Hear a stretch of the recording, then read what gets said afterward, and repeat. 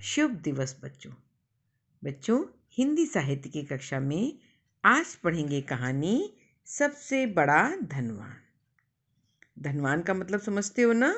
अमीर, धन दौलत वाला, है ना? आओ देखें इस कहानी में सबसे बड़ा धनवान कौन है। पाठ परिचय। यह कहानी फारसी भाषा के प्रसिद्ध कवि शेख सादी के बचपन में घटित घटना का वर्णन है। इस कहानी से हमें यह शिक्षा मिलती है कि ईश्वर ने हमें जो कुछ दिया है उसके लिए हमें उसका कृतज्ञ होना चाहिए। बच्चों, ये कहानी किसकी है? फारसी भाषा के प्रसिद्ध कवि शेख सादी जी के बचपन की। बच्चों, ये इनके जीवन की सच्ची घटना है और इस कहानी से हमें ये शिक्षा मिलती है कि ईश्वर ने, भगवान ने हमें जो कुछ दिया है हमें उसके लिए उनका आभारी होना चाहिए, उनको थैंक यू बोलना चाहिए। ठीक है ना? आओ देखें क्या लिखा है इस कहानी में। सादी ईरान के एक नगर शिराज में रहता था। कहाँ रहते थे सादी जी? ईरान के एक नगर शिराज में। वह जब बहुत ही छोटा था तभी उनके पिता की मृत्यु हो गई थी। अकेले माँ ही उनका पालन पोषण करती थी। वह अपनी माँ की आँखों का तारा था। उसकी हर इच्छा पूरी करना माँ अपना पहला कर्तव्य समझती थी। बच्चों, कर्तव्य का अर्थ होता है फर्ज। ठीक है? और आँखों का तारा, देखो मुहावरा है, तुमने मुहावरे पढ़े हैं ना? आँखों का तारा मुहावरे का अर्थ होता है बहुत अधिक प्यारा होना। बच्चों, इनके पिता की मृत्यु हो गई थी जब ये बहुत छोटे थे सादी जी। इनकी माँ ने ही इनका पालन पोषण किया और वो समझती थी कि उनके पिता नहीं हैं, इसलिए उसकी हर इच्छा को पूरी करना उनका मुख्य काम है, उनका फ़र्ज़ है।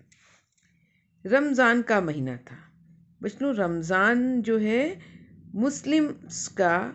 मुसलमानों का एक पवित्र महीना होता है जिसमें वो पूरे माह व्रत रखते हैं और 30वें दिन ईद मनाई जाती है। रमज़ान के जब 30वां दिन होता है ना, 29 दिन के बाद 30वें दिन ईद मनाई जाती है। ठीक है? तो रमज़ान का महीना चल रहा था, कल ईद होगी ऐसा सभी लोग सोच रहे थे। शाम का समय था। लोगों की निगाहें मतलब नज़रें आसमान में चांद देखने के लिए तरस रही थीं। बच्चों, जब ईद होती है तो एक दिन पहले ईद का चांद निकलता है और जब वो चांद निकल आता है तभी दूसरे दिन ईद होती है, वरना ईद नहीं होती। फिर जब चांद निकलता है उसके दूसरे दिन ही ईद मनाई जाती है। तो लोग आकाश में चांद का इंतज़ार कर रहे थे कि जल्दी से चांद निकले और ईद की घोषणा हो, कल ईद होगी। सादी भी चांद देखने की कोशिश कर रहा था, कोशिश मतलब प्रयास कर रहा था कि आसमान में चांद दिख गया। वह खुशी से अपनी माँ के पास पहुँचा। माँ माँ, चांद दिख गया, अब तो कल ईद होगी ना? हाँ मेरे लाल, कल ईद होगी, माँ ने कहा। अचानक सादी को कुछ याद आया। अरे अम्मी, मेरे जूते तो अभी तक खरीदे नहीं गए हैं। आपने कहा था कि ईद के पहले ला देंगे। बच्चों, जब चांद निकल आया और ये खुशी खुशी अपनी माँ को बताने गए, फिर इन्हें एकाएक याद आ गया, अचानक का एकाएक, कि अभी तो मेरे जूते ही नहीं आए, कल ईद है, माँ आपने कहा था कि ला देंगे। बच्चों, कोई भी त्यौहार होता है या जन्मदिन होता है तो उससे पहले आप अपने सारे नए कपड़े, नई चीज़ें एकत्र कर लेते हैं खरीद के ना, और जो कुछ बच जाता है उसकी याद दिला देते हैं मम्मी पापा को कि अभी ये नहीं आया है। वही सादी जी ने भी किया। आगे देखिए। हाँ बेटे, कहा तो था, इतना कहकर माँ के चेहरे पर उदासी छा गई। सादी के पिता की मृत्यु के बाद घर का खर्चा भी चलाना मुश्किल हो गया था। मुश्किल मतलब कठिन हो गया था। किसी तरह अनिवार्य आवश्यकताओं को ही पूरा कर पाती थी। अनिवार्य अर्थात ज़रूरी ज़रूरी आवश्यक आवश्यकताओं को ही पूरा कर पाती थी। फिर भी उसकी कोशिश यही रहती थी कि शादी की सभी इच्छाओं को वह पूरा कर सके। उसके नए कपड़े तो उसने बनवा लिए थे, लेकिन जूते खरीदने के लिए उसके पास पैसे ना थे। उसकी आंखों में बेबसी के आंसू झिलमिला उठे। बेबसी अर्थात लाचारी, मजबूरी के आंसू झिलमिला, मतलब आंसू आ गए बेचारी के कि वो अपने बेटे की यह इच्छा नहीं पूरी कर पा रही है कि उसे जूता खरीद के दे। उसने कपड़े तो बनवा दिए थे लेकिन जूते नहीं खरीद पा रही थी, क्योंकि पिता की मृत्यु के बाद वह काम करती थी और जो कुछ भी उसे मिलता था उससे वो आवश्यकताओं की चीज़ें तो खरीद लेती थी। फिर भी उसमें से कुछ पैसे बचा कर रखती थी उसकी माँ कि अपने बेटे की कोई भी इच्छा उसे पूरी कर दे, है ना। ईद के लिए उसने कपड़े भी बनवा दिए लेकिन जूते नहीं खरीद पा रही थी। और जब सादी जी ने उसे याद दिलाया तो वो बेबस हो उठी, लाचार हो उठी और यह सोच उनकी आंखों में आंसू आ गए। सादी ने माँ की ओर देखा तो बोल उठा, अरे अम्मी, तुम रो क्यों रही हो? मैं पुराने जूते ही पहन लूँगा। सादी जी समझ गए। उन्होंने तुरंत कहा कि मैं पुराने जूते ही पहन लूँगा, क्या फ़र्क पड़ता है। सोते समय स्वप्न में उसे दिव्य प्रकाश वाला व्यक्ति दिखाई दिया। बच्चों, सोते स्वप्न मतलब नींद में दिव्य अनोखे प्रकाश वाला, तेज रोशनी वाला व्यक्ति दिखाई पड़ा। उसने सादी जी से कहा, आओ मैं तुम्हें एक ऐसी जगह दिखाता हूँ जिसे देखकर खुदा के प्रति तुम्हारी सभी शिकायतें दूर हो जाएंगी। वह समझ गया कि यह कोई खुदा का भेजा हुआ ही देवदूत है। देवदूत का क्या अर्थ हुआ? देवदूत मतलब ईश्वर का भेजा हुआ कोई दूत, अर्थात कोई फरिश्ता है। ठीक है। वह उसके साथ चल दिया। देवदूत उसे एक आलीशान महल में ले गया। आलीशान मतलब बहुत ही भव्य, शानदार। समझ में आया। जब वो सो गए थे तो उन्हें ईश्वर दिखाई दिए और उन्होंने कहा कि आओ मैं तुम्हें एक ऐसी जगह ले चलता हूँ जहाँ जाकर तुम्हारी सारी शिकायतें दूर हो जाएंगी। उसे आलीशान महल में ले गए। उस महल में चारों ओर सन्नाटा छाया हुआ था। सन्नाटा मतलब बहुत शांत था, कोई दिख नहीं रहा था। देवदूत ने उसे एक कमरे की ओर जाने का इशारा किया, संकेत किया कि उस कमरे की ओर जाओ। सादी ने दरवाज़ा खोला तो देखता है एक व्यक्ति रो रो कर कह रहा था, ए खुदा, मुझे ये धन दौलत नहीं चाहिए। मेरी सारी संपत्ति मुझसे ले लो, लेकिन मुझे मेरी आंखों की रोशनी दे दे। संपत्ति मतलब धन, संपदा, दौलत, रुपए, पैसे, जो कुछ भी है। देखा, ईश्वर उसके सपने में आए फरिश्ता बनकर और वो उसे एक ऐसी जगह ले गए जो बहुत भव्य महल था। और वो उन्होंने कहा एक कमरे में जाओ। जब देखा कि एक व्यक्ति जिसके पास आंखें नहीं है, बहुत सारी धन दौलत सब कुछ है, पर आंखें ही नहीं है जिसे वो देख सके कि उजाला क्या होता है, धन दौलत क्या होती है, मन चाहे कपड़े ले सके, मन चाहे खाना खा सके, है ना। क्योंकि देखकर खाने और देखना, इस प्यारी दुनिया को, इस प्रकृति को निहार सके, अपनों को देख सके, ऐसी आंखें ही नहीं थी। तो वो रो रो के कह रहा था भगवान से, मुझसे सब धन दौलत ले लो लेकिन मुझे मेरी आंखें दे दो। अब देवदूत ने दूसरे कमरे की ओर इशारा किया।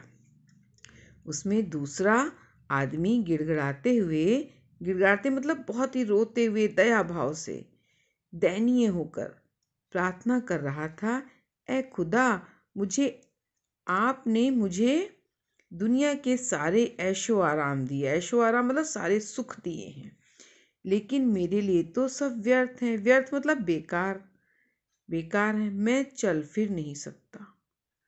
ए खुदा, मेरा सब कुछ छीन ले लेकिन मुझे पैर दे दे। अब देवदूत सादी जी को दूसरे कमरे में ले गया और वहाँ एक व्यक्ति ईश्वर से प्रार्थना कर रहा था, मुझे मेरे पैर दे दो, मैं अपने पैरों पर चल पाऊँ, मैं अपनी इच्छा से चल पाऊँ, दौड़ पाऊँ, जहाँ मन हो वहाँ जा पाऊँ। मुझे ये सारे सुख नहीं चाहिए, आराम से अच्छा खाना, बैठना, बहुत भौतिक सुख सुविधाएं मुझे नहीं चाहिए, मुझे सिर्फ पैर चाहिए मेरे। वहीं तीसरा आदमी भी दर्द भरी आवाज में कराह रहा था। कराह मतलब बहुत दर्द से भर कर रो रहा था। वह कह रहा था, ए अल्लाह, मुझे सुनने की क्षमता दे दे। क्षमता मतलब सुनने की शक्ति दे दे, योग्यता दे दे, चाहे मेरी सारी संपत्ति ले ले। बच्चों, सादी जी को जो देवदूत थे वो ऐसी ऐसी जगह पे ले गए जिनके पास धन दौलत तो थी, लेकिन कुछ न कुछ शारीरिक ऐसी कमजोरी थी कि जो धन दौलत से भी बड़ी थी।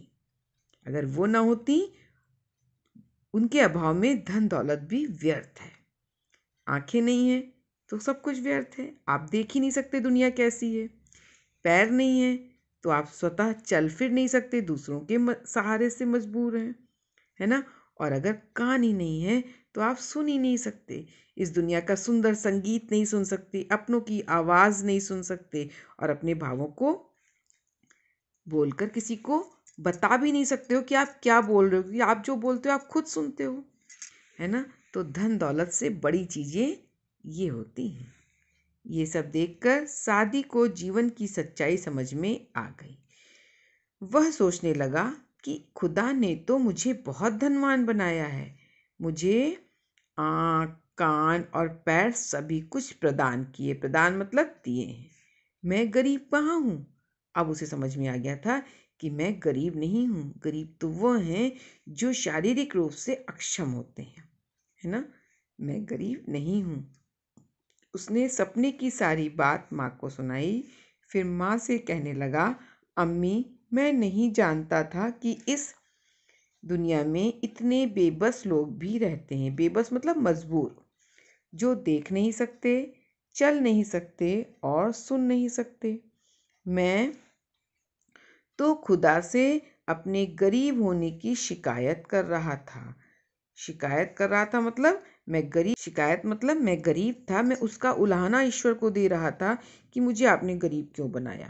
पर मुझे ही नहीं पता था मुझसे भी मजबूर मजबूर लोग दुनिया में हैं, जो धन दौलत से युक्त तो हैं लेकिन आँख ही नहीं है, पैर ही नहीं है। लेकिन अब मुझे पता चल गया कि मैं तो बहुत बड़ा धनवान हूँ। मैंने खुदा के विषय में जो बुरा भला सोचा था उसके लिए मैं माफ़ी मांगता हूँ। बच्चों, अब ये ईश्वर से माफ़ी मांग रहे थे, क्योंकि कभी कभी हम जब बुरा कुछ लगता है तो हम ईश्वर को, भगवान आपने मुझे ये नहीं दिया, अच्छा नहीं किया, है ना, सबके पास ये है, ऐसा बोल देते हैं। तो उसने भी, सादी जी ने भी बोल दिया होगा ईश्वर के लिए ऐसा कि आपने मुझे गरीब बनाकर बहुत गलत किया, मुझे किस की सज़ा दी है, किस बात की सज़ा दी है। तो ये सब उन्होंने जब बोला था ईश्वर से, वो इसके लिए बहुत परेशान थे और उन्होंने भगवान से माफ़ी मांगी कि मैंने आपके लिए बुरा भला सोचा था, मुझे माफ़ कर दीजिए, क्योंकि इन्हें अपनी गलती का एहसास हो गया था। यही नन्हा सादी बड़ा होकर शेख सादी के नाम से मशहूर हुआ। मशहूर मतलब प्रसिद्ध हुआ, और फारसी भाषा का प्रसिद्ध कवि हुआ। ये तो बहुत धनवान थे बच्चों, क्योंकि ये विद्या रूपी धन से सुसज्जित थे, है ना। तभी तो ये बहुत बड़े कवि हुए आगे चलकर। तो सबसे बड़ा धन होता है हमारी शारीरिक क्षमताएं, है ना, हमारे बौद्धिक विकास। आया समझ में? धन दौलत सबसे बड़ा धन नहीं है। संदेश देखो क्या है, दूसरों के दुखों से अपने दुख की तुलना करके अपने दुख का सही आकलन किया जा सकता है। अर्थात अगर हम अपने दुख से बहुत ज़्यादा दुखी हैं तो हमें उन लोगों को देखना चाहिए जिनके पास हमसे भी ज़्यादा दुख है। फिर हम सही रूप से समझ सकते हैं कि हमारा दुख बड़ा है या उनका, और किस तरीके से हमें अपने दुखों से निपटना है। आ गई कहानी समझ में? अच्छी कथा थी ना बच्चों?